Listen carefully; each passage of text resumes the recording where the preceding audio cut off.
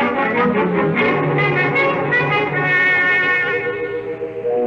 After breakfast, Dr. David McLean was announced by the audio knocker.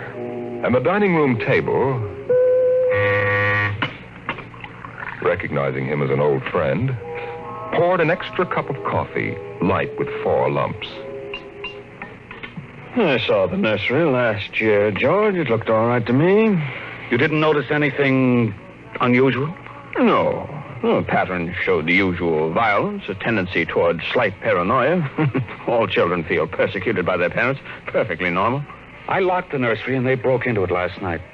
I let them stay so they could form the patterns for you to see. There it is. Well, suppose we take a look at it right now.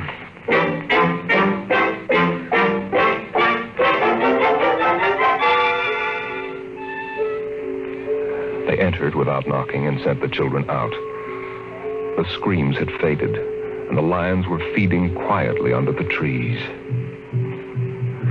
Wish I could see what they're eating. Do you suppose some high-powered binoculars would... Hardly, no. How long has this been going on? A little over a month. It certainly doesn't feel good. I don't want feelings. I want fact. George, a psychologist, never saw a fact in his life. He knows about feelings, and this doesn't feel good. My advice to you is to have the whole room torn down and your children brought to me every day for the next year for treatment. Is it that bad? I'm afraid so. You know, that's why the nursery was developed originally, to let us examine the patterns left on the wall by a child's mind. But what is it? What's wrong with Peter and Wendy? Well, it's hard to say. I haven't punished them more than average, though I took away a few gadgets. Last week, I locked the nursery to show I meant business. George, you've let this room replace you and your wife in your children's affections. This room is their real father and mother. And now you come along and want to shut it. You can feel the hatred coming out of that sky. George, turn everything off. The nursery, the automatic kitchen, the whole confounded automatic house. Start now. But won't the shock be too much for the children? I don't want them going any deeper. Let's get out of here. I never liked these rooms. Get me nervous. Those lions look real, don't they? I don't suppose there's any way that... What? That they could become real. Certainly not. Some flaw in the machinery, tamper. No. I don't imagine the room will like being turned on. Nothing ever likes to die. Even a room. I wonder if it hates me for turning it on. Paranoia is thick today. Hello. Is this your scarf? It's stained. Brown.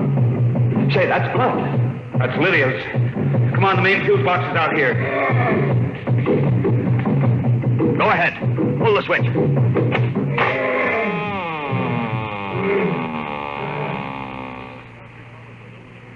Yeah. It's off.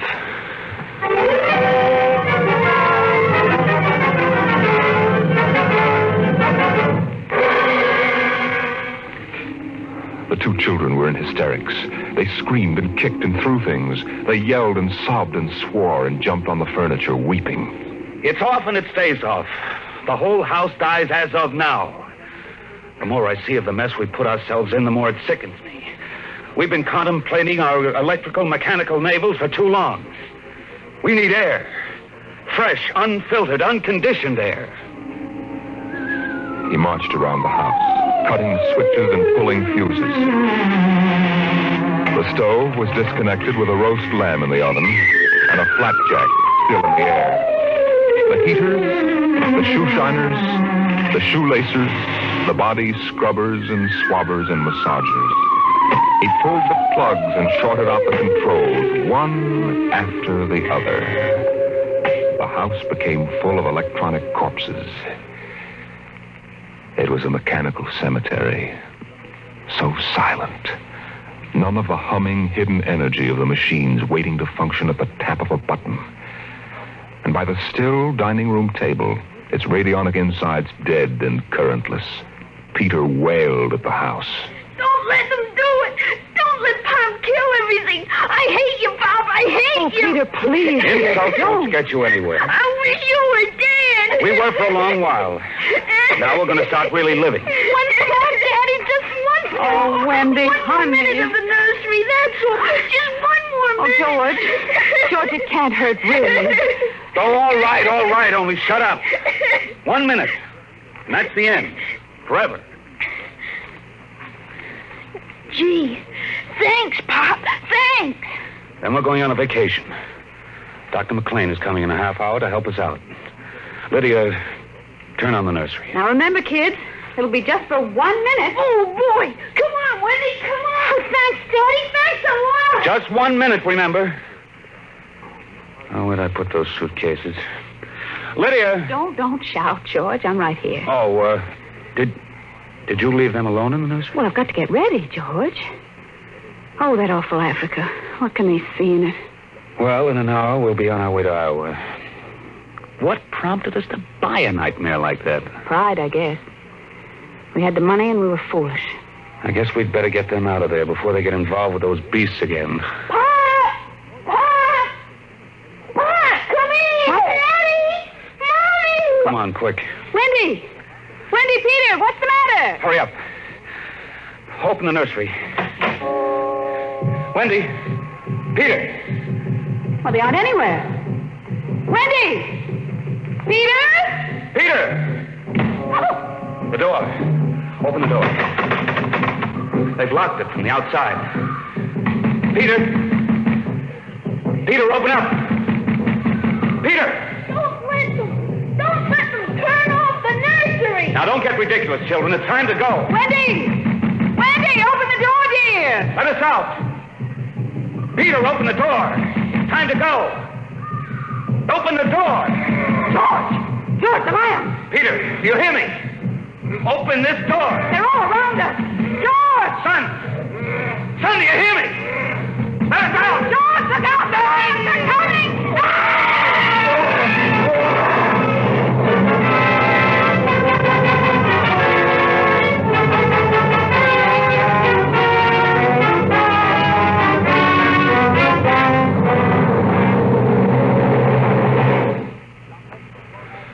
When Dr. David McLean came a half hour later, he found the two children in the nursery sitting in the center of the open glade, eating a picnic lunch.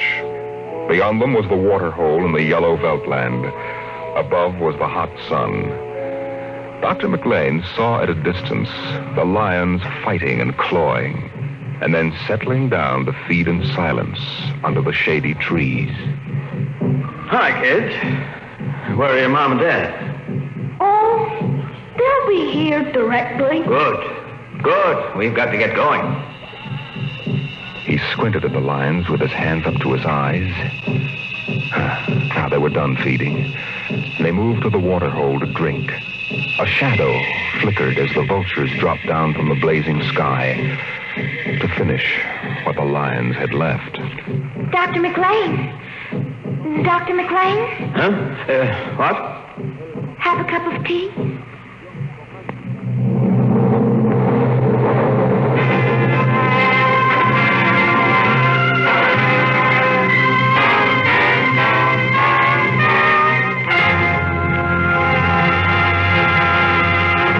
You've just heard another adventure into the unknown world of the future. The world of Dimension X.